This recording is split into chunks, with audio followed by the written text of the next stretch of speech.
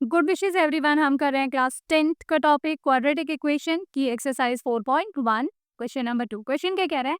Represent the following situations in the form of quadratic equation. हमें कुछ situations given है, 4 parts है इस क्वेश्चन के। हम वन बाय वन सभी को करते हैं। तो करना क्या है, हमें इन सिचुएशन से हमें क्या फॉर्म करनी है, क्वाड्रेटिक इक्वेशन। तो फर्स्ट पार्ट के लिए सिचुएशन को रीड करते हैं। The area of a rectangular plot is 528 metre square. Means कोई रेक्टेंगुलर प्लॉट है हमारे पास जिसका एरिया कितना गिवन है, 528 metre square. The length of the plot is 1 more than twice its breadth. तो जो लेंथ है प्लॉट की, यहाँ से हमें कंडीशन आ गई है, गिवन है जो लेंथ है प्लॉट की वो क्या है, 1 मोर, एक ज्यादा है। किस चीज से? ट्वाइस इट्स ब्रेथ, उसकी ब्रेथ के ट्वाइस यानी डबल से 1 मोर है। तो ये कंडीशन है, इस कंडीशन को हम यूज करेंगे क्वाड्रेटिक इक्वेशन को फॉर्म करने के लिए। We need to find the length and the breadth of the plot. हमें क्या फाइंड करना होगा?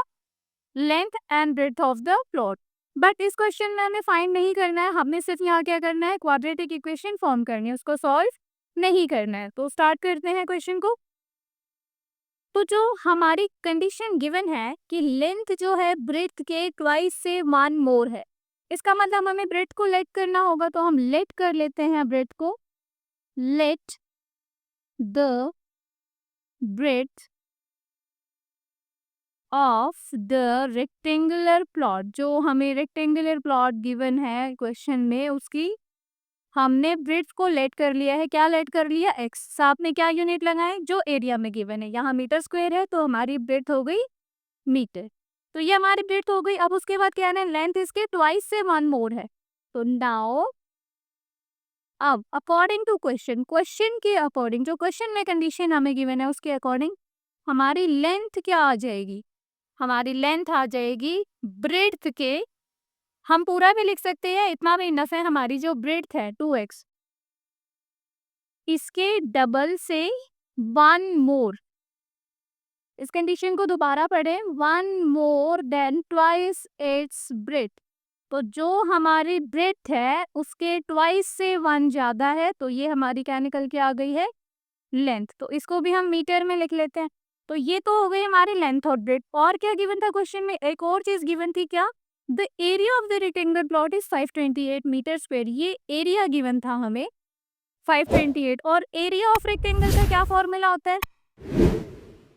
एरिया ऑफ रेक्टेंगल, रेक्टेंगल का एरिया जो होता है हमारा, वो होता है लेंथ इनटू ब्रेथ। लेंथ को ब्रेथ से मल्टीप्लाई करना है हमने, तो इज इक्वल्स टू में क्या आ जाएगा, एरिया। तो एरिया तो गिवन है ही ऑलरेडी 528, यहाँ लिख लेते हैं। इज इक्वल्स टू लेंथ हमारी कितनी हो गई, 2x प्लस 1, और ब्रेथ हमारी जो है वो कितनी लेट की थी हमने, x। उसको थोड़ा सा सिंप्लीफाई कर लेते हैं। नाउ 528